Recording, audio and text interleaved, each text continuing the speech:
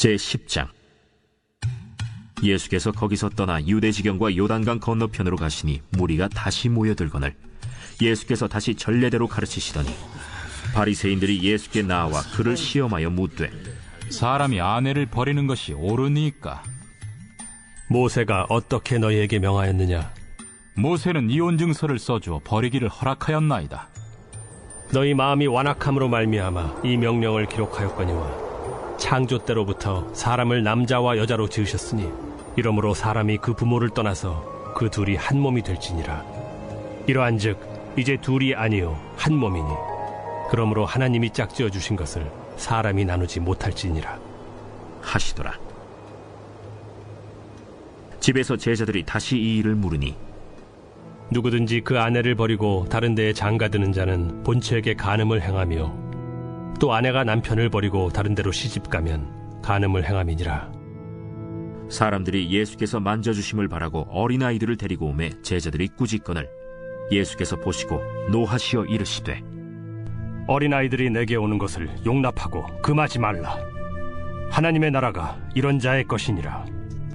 내가 진실로 너희에게 이르노니 누구든지 하나님의 나라를 어린아이와 같이 받들지 않는 자는 결단코 그곳에 들어가지 못하리라 하시고 그 어린아이들을 안고 그들 위에 안수하시고 축복하시니라.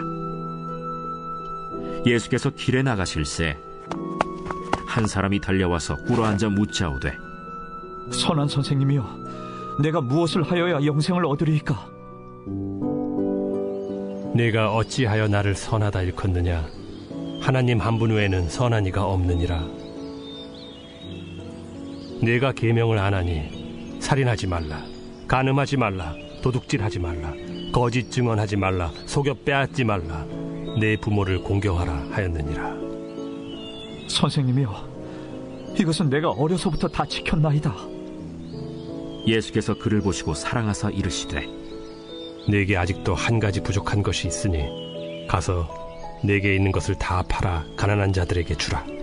그리하면 하늘에서 보화가 네게 있으리라. 그리고 와서 나를 따르라. 그 사람은 재물이 많은 고로 이 말씀으로 인하여 슬픈 기색을 띠고 근심하며 가니라. 예수께서 둘러보시고 제자들에게 이르시되, 재물이 있는 자는 하나님의 나라에 들어가기가 심히 어렵도다. 제자들이 그 말씀에 놀라는지라. 예수께서 다시 대답하여 이르시되, 얘들아, 하나님의 나라에 들어가기가 얼마나 어려운지 낙타가 바늘기로 나가는 것이 부자가 하나님의 나라에 들어가는 것보다 쉬우니라. 제자들이 매우 놀라 서로 말하되, 그런즉 누가 구원을 얻을 수 있는가? 하니 예수께서 그들을 보시며 이르시되, 사람으로는 할 수 없으되 하나님으로는 그렇지 아니하니 하나님으로서는 다 하실 수 있느니라. 베드로가 여짜와 이르되, 보소서, 우리가 모든 것을 버리고 주를 따랐나이다. 내가 진실로 너희에게 이르노니 나와 복음을 위하여 집이나 형제나 자매나 어머니나 아버지나 자식이나 전토를 벌인 자는 현세에 있어 집과 형제와 자매와 어머니와 자식과 전토를 100배나 받되 박해를 겸하여 받고 내세에 영생을 받지 못할 자가 없느니라. 그러나 먼저 된 자로서 나중되고 나중된 자로서 먼저 될 자가 많으니라. 예루살렘으로 올라가는 길에 예수께서 그들 앞에 서서 가시는데 그들이 놀라고 따르는 자들은 두려워하더라. 이에 다시 12 제자를 데리시고 자기가 당할 일을 말씀하여 이르시되, 보라, 우리가 예루살렘에 올라가노니 인자가 대제사장들과 서기관들에게 넘겨지매 그들이 죽이기로 결의하고 이방인들에게 넘겨주겠고 그들은 능욕하며 침뱉으며 채찍질하고 죽일 것이나 그는 3일 만에 살아나리라. 세베대의 아들 야고보와 요한이 주께 나와 여짜오되, 선생님이여, 무엇이든지 우리가 구하는 바를 우리에게 하여 주시기를 원하옵나이다. 너희에게 무엇을 하여 주기를 원하느냐? 주의 영광 중에서 우리를 하나는 주의 우편에 하나는 좌편에 앉게 하여 주옵소서. 너희는 너희가 구하는 것을 알지 못하는도다. 내가 마시는 잔을 너희가 마실 수 있으며 내가 받는 세례를 너희가 받을 수 있느냐? 할 수 있나이다. 너희는 내가 마시는 잔을 마시며 내가 받는 세례를 받으려니와 내 좌우편에 앉는 것은 내가 줄 것이 아니라 누구를 위하여 준비되었든지 그들이 얻을 것이니라. 10 제자가 듣고 야고보와 요한에 대하여 화를 내거늘 예수께서 불러다가 이르시되 이방인의 집권자들이 그들을 임의로 주관하고 그 고관들이 그들에게 권세를 부리는 줄을 너희가 알거니와 너희 중에는 그렇지 않을지니 너희 중에 누구든지 크고자 하는 자는 너희를 섬기는 자가 되고 너희 중에 누구든지 으뜸이 되고자 하는 자는 모든 사람의 종이 되어야 하리라. 인자가 온 것은 섬김을 받으려 함이 아니라 도리어 섬기려 하고 자기 목숨을 많은 사람의 대속물로 주려 함이니라.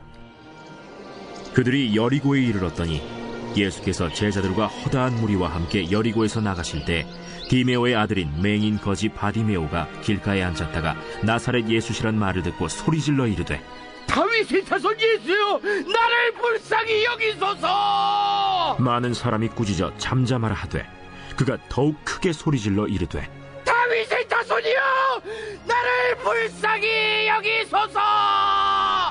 예수께서 머물러 서서 그를 부르라 하시니 그들이 그 맹인을 부르며 이르되 안심하고 일어나라. 그가 너를 부르신다. 맹인이 겉옷을 내버리고 뛰어 일어나 예수께 나아오거늘 예수께서 말씀하여 이르시되 내게 무엇을 하여 주기를 원하느냐?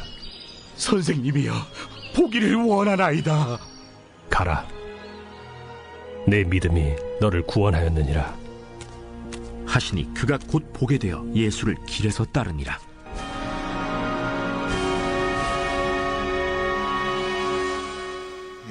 오늘 말씀을 통해서 하나님이 내 주인이, 내 인생의 주인이 되게 하라는 제목으로 우리 함께 생각하기를 원합니다. 하나님은 너희들은 할 수 없으되, 오늘 본문 말씀 보시면 내가 너희들의 주인이 되면은 우리 하나님께서 다 하신다고 말씀하시면서 교훈의 말씀을 우리에게 주고 계십니다. 제가 청년 때입니다. 교회에 권사님이 계셨는데 항상 저희들이 청년들이 저녁 예배 끝나고 집에 가게 되면 항상 라면을 끓여주시고 밥을 이렇게 챙겨주시는 권사님이 계셨습니다. 많은 사람들한테 본이 되었고 그리고 존경을 받는 정말 훌륭하신 권사님이셨습니다. 매일 밤마다 이불을 뒤집어 쓰시고 안방에 들어가서 몰래 하나님 앞에 부르짖을 수 있는, 자기 소리가 밖으로 드러날까 봐 염려가 되어서 이불을 뒤집어 쓰고 몰래 하나님 앞에 기도를 드렸던 정말 훌륭하신 권사님이셨습니다.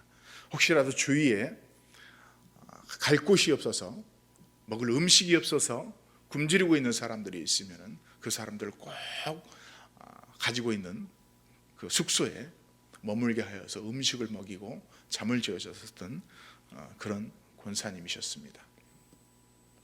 그런데 그 권사님이 한 가지 제가 이해하기 어려운 점이 있었습니다. 그 점이 무엇이었냐면, 권사님 지금 당장 죽으시면은 하늘나라 우리 예수님께 천국에 갈 수 있죠? 라고 물어보면은 권사님이 늘상 하시는 말씀이 있습니다. 바로 나같이 부족한 사람이 어떻게 천국에 갑니까? 앞으로 더 노력하고 더 겸손해져야지 하나님이 저를 받아주시겠죠.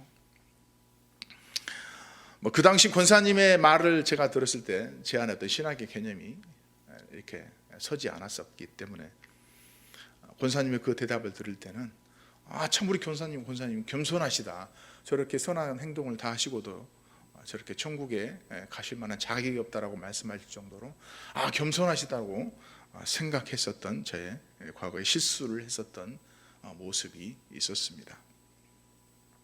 사실 그 당시만 해도 이렇게 많은 사람들이 교회 다니면서 착한 일을 하고 선한 일을 하면서도 하나님 앞에 믿음 오로지 하나만으로 이렇게 구원을 받는다기보다도 내가 주인 돼가지고 내 삶의 인생에 내 노력으로 선한 일을 많이 해야지 천국을 갈 수 있다라고 생각하는 사람들이 많이 있었습니다. 최소한 나쁜 일보다 내가 선한 일을 더 해야만이 극락에 가든지 천국에 갈 수 있다라고 생각하는 경향이 많이 있었던 시절이었습니다. 오늘 본문을 보시면은 한 청년을, 바로 부자 청년을 우리에게 소개시켜주고 있는데, 그는 철저히 자기 인생에 자기가 주인이 되어서 나의 의와 나의 노력과 나의 착한 행실을 통해서 내가 무언가를 해서 영생을 얻을 수 있다라고 생각하는 청년이 있었습니다. 그 청년을 불쌍히 보시면서 너는 안 돼, 너는 안 돼. 너 스스로를 절대 믿지 마라. 회개하고 내가 너의 주인이 되어서 너는 예수 그리스도를 믿는 믿음으로 구원받기를 원하는 이 예수님의 마음을 여러 번 말씀을 통해서 전달하지만 이 청년은 끝까지 자기 자신을 내려놓지 않고 자기 자신에 앉는 불을 의지하면서 예수님께로 돌아서 버리는 그런 안타까운 모습을 우리에게 보여주고 있습니다. 우리도 이런 청년의 어리석음을 본받지 않기 위해서는 어떻게 해야 되냐? 바로 내 인생의 주인이 예수님이 내 인생의 주인이 되어야 한다는 것입니다. 나는 할 수 없습니다, 하나님. 나는 도저히 그 계명을 감당할 수 없습니다. 하나님, 내 인생의 주인이 되셔서 내를 성령 충만케 하여 주셔서 하나님의 능력으로 주신 모든 것들을 감당할 수 있는 제가 되게 해 주시옵소서. 여러분, 이처럼 우리 믿는 성도들은 하나님이 내가 하는 모든 행사 가운데 주인이 되게 하셔야 됩니다. 주님이 하시게 하셔야 된다는 것입니다. 자, 오늘 본문 말씀에 등장하는 청년은요, 보통 청년이 아닙니다. 우리가 흔히 말하는 완벽주의에 가까운 그런 청년입니다. 철저하게 자기의 삶을 관리할 수 있는 그러한 청년이라는 것입니다. 자, 이 본문 말씀에 가장 그를 어떤 사람으로 소개하고 있냐면은 부자 청년이라고 말하고 있습니다. 부자 청년. 여러분, 돈 많은 거 좋아하잖아요. 그렇죠? 그 얼마큼 부자였는지 오늘 본문 22절에 보면 그 사람은 재물이 많은 거로라고 말하고 있어요. 또한 이 같은 복음서에서 설명하고 있을 때 그는 또한 재물이 많아서 그 하나님의 말씀을 듣지 못하고 돌아가는 그러한 재물을 계속해서 광주하고 있는 것을 볼 수가 있습니다. 이 사람은 누가 봐도 부자라는 것입니다. 저는 여러분 누가 봐도 부자처럼 보입니까? 외모는 부자처럼 보이지만은요, 막상 몇 분 이야기하다 보면 부자처럼 안 보입니다. 이 사람은 누가 봐도 부자라는 것입니다. 외모로 보나 이야기를 해서 보나 주위에 있는 모든 가지고 있는 재산을 보면은 이 사람은 누가 봐도 부자라는 것이죠. 사람들이 많이 부자를 부러워합니다. 그렇죠? 근데 이 사람이 가지고 있는 또 하나의 장점이 뭐냐면 돈이 많은데도 젊다는 겁니다. 젊은 부자 청년이라는 것이죠. 돈이 많으면 좀 나이를 먹거나 병이 들면 조금 위로가 되는데 돈 많고 젊은 사람이 제일 부럽잖아요. 그렇죠? 이 얼마나 많은 것을 가지고 있는 축복받은 사람이겠습니까? 그 당시에 이 유대인들이 나중에 이 누가복음 16장에 보면 그들이 가지고 있었던 그 고정관념이 뭐냐면은 이 땅 가운데 부자는 하나님이 축복으로 해주셔서 부자가 되었다라고 생각하고 있는 개념을 갖고 있는 사람이었기 때문에 많은 사람들이 이 젊은 청년을 바라보면서 하나님이 축복해 줘서 이렇게 부자가 되었구나라고 생각을 하고 있었다는 것이죠. 자, 그런데 세 번째 이 청년이 가지고 있었던 또 장점이 무엇인가? 이 사람은요, 신앙심까지 좋아 보였던 사람이란 것입니다. 신앙심까지 좋아 보였어요. 자, 이 누가복음에서는 이 청년을 소개했을 때 어떤 관리자가 예수님께로 왔다라고 말하고 있습니다. 이 관리자란 단어는요, 이 회당에서 예배를 주관, 집례를 하고 있었던 사람을 관리자라고 표현을 합니다. 보통 관리자는 나이가 먹고 신앙심이 깊은 사람이 이 연소한 사람들을 대신하여서 서는 장로와 같은 그런 사람인데 이 사람은 젊을 때 바로 그 관리자의 자리에 앉아 있었다는 것이죠. 그 정도로 회당에서 인정받고 젊을 때부터 성실하게 한 번도 이 회당 모임에 빠지지 않고 교회 모임 빠지지 않고 충실하게 일하는 것을 보고 이 사람을 젊을 때부터 바로 관리자로 세울 정도로 신앙심이 어쩌면 사람들이 보기엔 매우 훌륭한 사람으로서 여겨졌습니다. 여러분, 그렇기 때문에 이 사람이 가지고 있었던 하나의 궁금증이 무엇이냐? 영생을 소유하고자 하는 그런 마음이 있었어요. 이 영생을 가지고자 하는 마음이 얼마나 강하였는지 성경은 두 가지로 그의 마음에 영생에 대한 욕심에 대해서 이렇게 표현하고 있습니다. 여러분, 부자가 돈에 관심 있지 않고 영생에 관심 있는 거 여러분 칭찬할 만해요? 칭찬하지 않을 만해요? 칭찬할 만하죠? 그렇죠? 이처럼 이 사람이 영생에 관심이 있었어. 얼마큼 영생에 관심이 있었냐? 자기 자신의 체면을 불구하고 영생을 갖고 싶어하는 마음이 있었다는 것입니다. 자, 오늘 17절에 보시면 이 청년이 예수님 앞에 나올 때 어떤 태도로 나오는 걸 보고 있는데 한번 보시죠. 17절 다 같이 읽겠습니다. 시작. 예수께서 길에 나가실 때 한 사람이 달려와서 달려왔다고 그래요. 달려. 유대인들은, 어른들은 안 뜁니다. 어른들은 안 뛰어요. 여러분, 우리가 존경하는 장로님들이 어디 자꾸 뛰어다니고 그러면 좀 보기가 좀 그렇죠. 유대인도 그렇습니다. 어른들은 뛰지 않습니다. 뛰는 것은 아이들만 뛰는다고 생각합니다. 어른들은 천천히 걸어야 돼요. 여러분, 탕자의 비유를 보실 때 아버지가 문 밖에서 탕자 오는 게 기다리죠. 그렇죠? 그러나 탕자가 저 멀리서 오자마자 아버지가 어떻게 합니까? 뛰어가. 여러분, 유대인들의 옷은 치마처럼 생겨가지고 뛰어버리면 다리 무릎이 나와요, 안 나와요? 치마 입고 안 뛰어보신 분들은 잘 모르시는데 무릎이 드러나요. 그래서 그걸 흉하다고 하고 어른들은 절대로 뛰지 않습니다. 그것은 예수님이 우리를 구원하시기 위하여서 십자가의 사랑으로 모든 것을 다 벗고 자기의 어떤 부끄러움들을 다 드러내고 우리를 구원하기까지 사랑하신 하나님의 사랑을 그 아버지를 통해서 보여주고 있는 거예요. 자, 그처럼 이 청년은 자기 체면을 불구하고 문화를 불구하고 바로 예수님께 영생을 얻기 위해 나아갈 때 뛰어왔다라고 말하고 있습니다.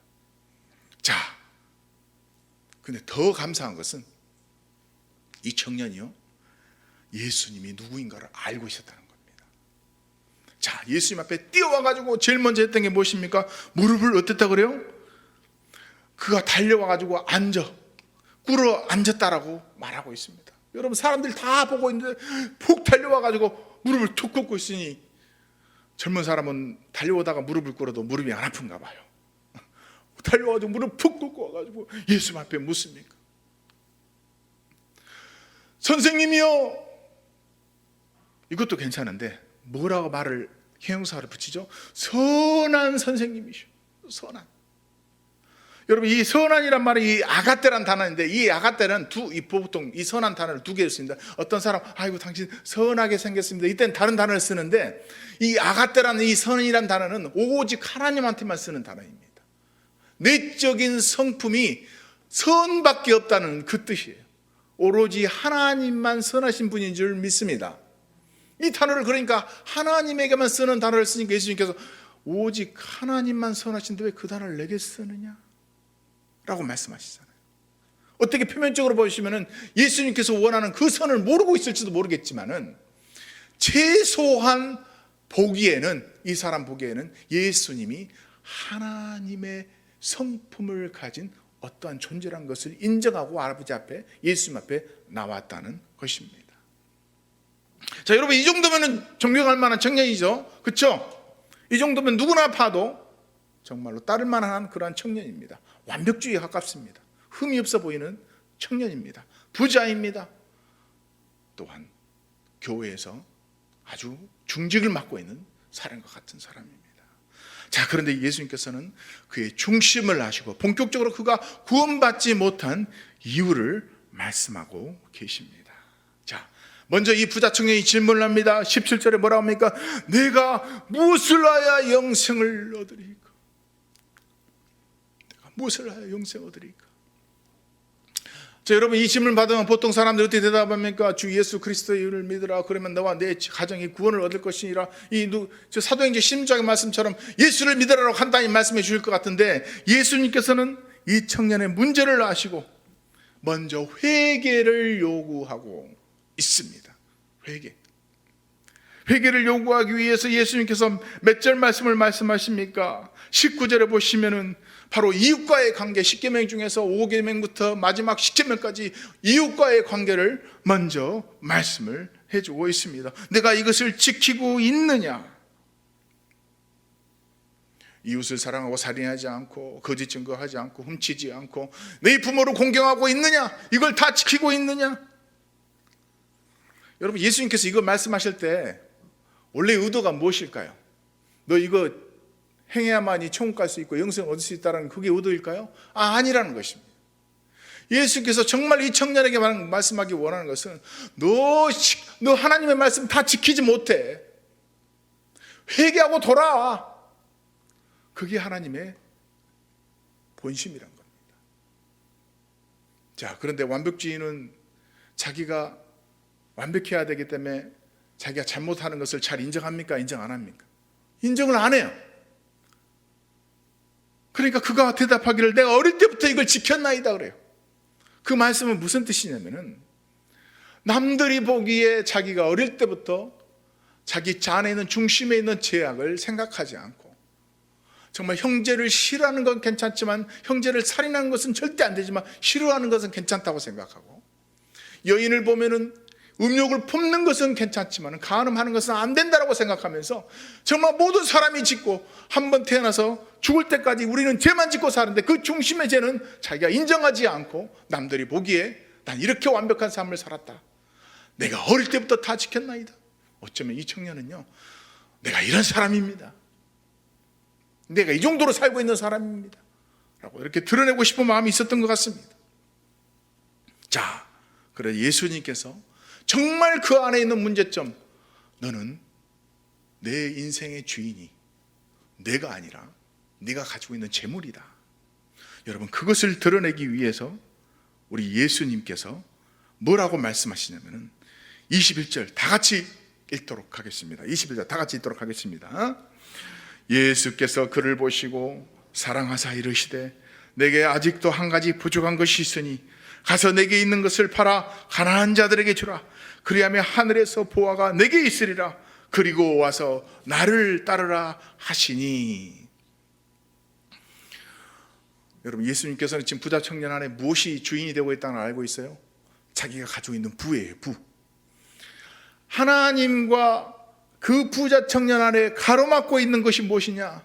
부라는 거예요. 이걸 해결하지 않고 이것을 소진하지 않고는 하나님께로 올 수 없다는 것을 알고 있기 때문에, 영생을 얻을 수 없다는 것을 알고 있기 때문에 이 부자 청년 마음 안에 하나님보다 더 중요한 것이 이 부였기 때문에 이것을 제하기 위해서 바로 첫 계명에 나 외에 다른 신을 섬기지 말라라는 그 계명을 지키게 하기 위해서 오늘 하나님께서, 예수님께서 이 청년에게 너희 가지고 있는 모든 재산을 팔아서 가난한 자들에게 나누어 주라. 여러분, 이것 또한 들으면 우리가 오해할 수가 있습니다. 아이고, 그러면 나는 부자인데 큰일 났네. 내가 가지고 있는 아파트, 내가 가지고 있는 땅 다 팔고 이것 때문에 내가 하나님 앞에 구원 못 받을 수 있겠구나. 아이고, 아니 이게 이 차원이 아닙니다. 하나님께서 이 청년에게 원하는 것은 너는 절대로 율법을 지킬 수 없다. 너는 지금까지 내 스스로 네가 잘나서 너의 의로 그의 계명들을 다 지킬 수 있다고 생각했지만 너는 절대 그것을 지킬 수 없는 사람이다. 회개하라. 믿음으로 구원받아야 돼. 너도 은혜가 필요한 사람이야.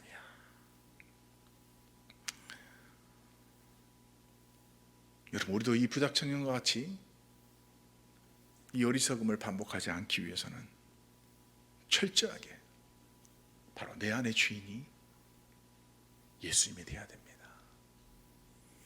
예수님이 내 안의 주인이 되어야 됩니다. 내 부가 주인이 되면 안 되고 나의 의가 주인이 되면 안 되고 너는 아무것도 할 수 없다고 말씀하시고 계십니다. 하나님이 주인이 되어야만이 우리가 할 수 있다라고 말씀하고 있습니다.